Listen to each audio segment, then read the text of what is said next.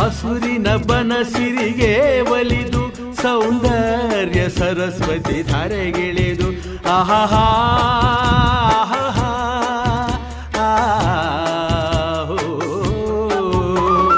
ಹರಿಯುವ ನದಿಯಲ್ಲಿ ಜಾಡಿ ಹೂವನದಲ್ಲಿ ನಲಿಯುತ್ತ ಓಲಾಡಿ ಚೆಲುವಿನ ಬಲೆಯ ಬೀಸಿದಳು ಈ ಗಂಧದ ಗುಡಿಯಲ್ಲಿ ನೆಲೆಸಿಹಳು.